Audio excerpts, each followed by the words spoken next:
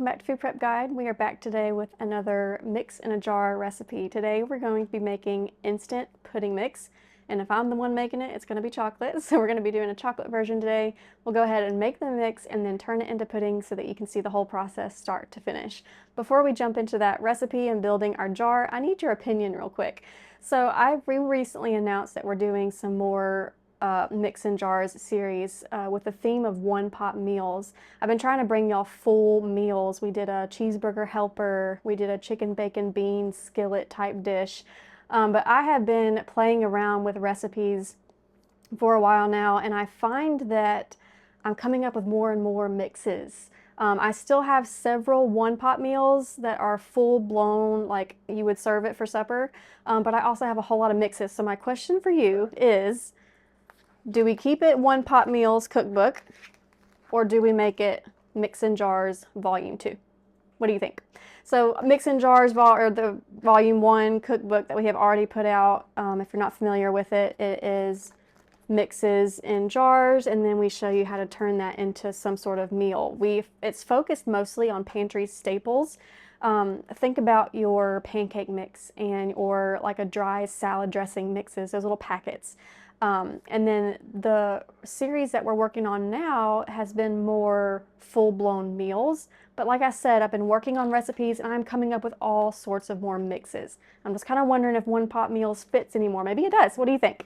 Should we keep it One Pot Meals cookbook or make it Mix in Jars Volume 2? Let me know in the comments. Let's go ahead and start building our jar.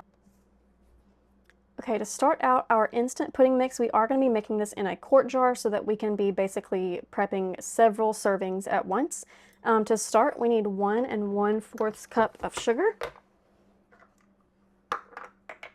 I am so ready to get my Zolka cane sugar back. This is like the processed sugar that's all they've had at my store for months now. I haven't been able to find my sugar. My sugar is the Zolka cane sugar. I love it. It tastes, I never thought the sugars tasted different, but it tastes totally different, and I cannot wait to get that back. But 1 1/4 cup of sugar, 1 cup of arrowroot powder. Now you can certainly use cornstarch if you want. We just don't use cornstarch. We use arrowroot powder anytime that's called for, and it still gives you a nice thick mixture.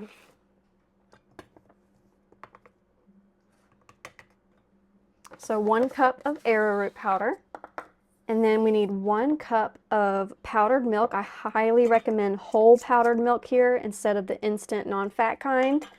Again, it has a totally different texture, and when we're going for puddings, we really want creamy, so I recommend whole milk powder if at all possible. So 1 cup of whole milk powder. And then we are ready for our cocoa. We're going to do 1/4 cup of cocoa mix, or just not mix, just cocoa. Now I'm going to do kind of a heaping quarter cup. Okay, now I didn't get out my little strainer basket. What are those called? Sieves? Am I pronouncing that right? Let me get out a fork. So this step is just to get rid of all the clumps because we want our pudding to be as smooth as possible. You could certainly prep this over a bowl and run it through some kind of strainer to get those chunks out. If you have a flour sifter, that would be ideal.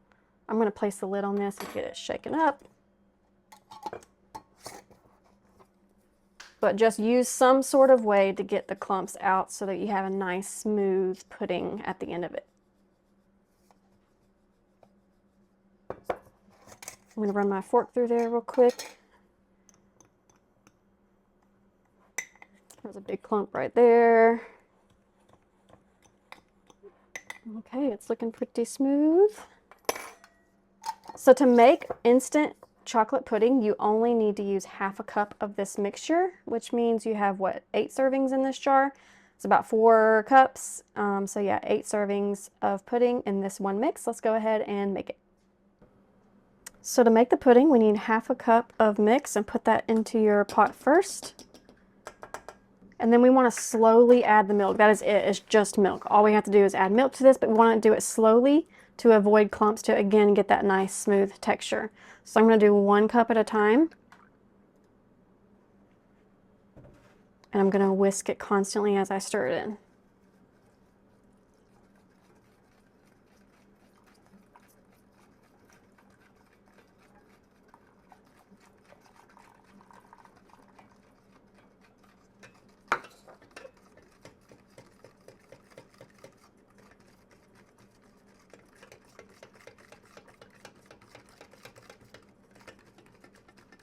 And then 1 more cup.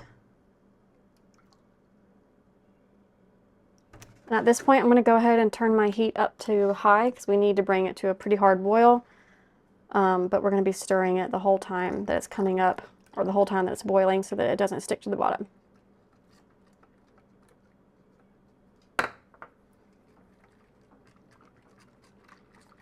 Okay, let's bring this up to a boil.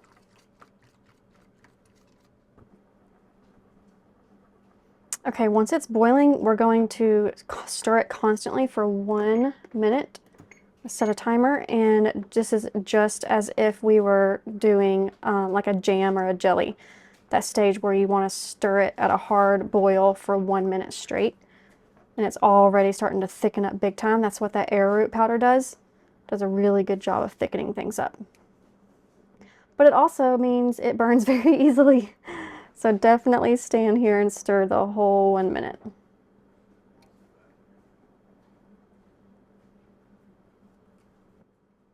Okay, our minute is up, so now I'm going to turn it down to a low simmer.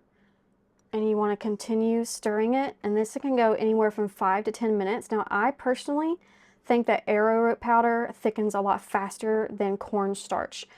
We haven't even really fully started our 5 to 10 minute process yet, and this stuff is already very thick. So you're just going to go until it's kind of as thick as you want it. I don't even think I'm going to be able to go 5 minutes, or else it'll be like extremely thick, and it's going to thicken up a lot more in the refrigerator as it cools. So I'm going to stir this for probably 2 to 3 more minutes on that low simmer.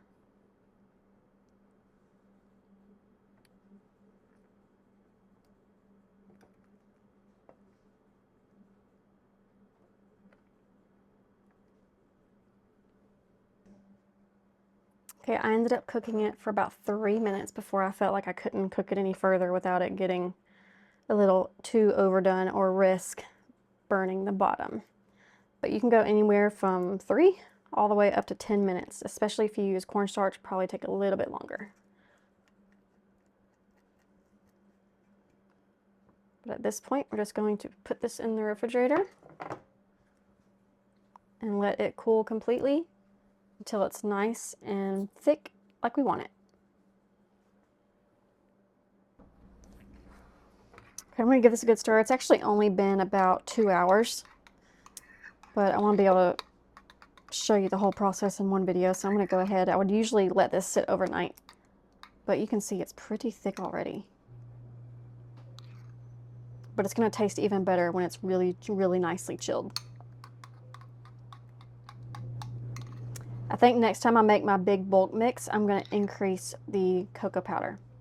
Just judging by the color of it. We typically do the pudding a little bit darker than this. So instead of a 1/4 cup, I think I'm going to do 1/2 cup of cocoa. Okay, y'all, don't forget to let me know your opinion on the name of the cookbook. And the giveaway is open for whenever that cookbook is ready. We are still working on the recipes and all of that. But you can go ahead and enter that in the link below. Or go ahead and comment instant pudding, and I will send you the link directly where you can enter that giveaway. That's all for today, and we'll see you next time. Bye.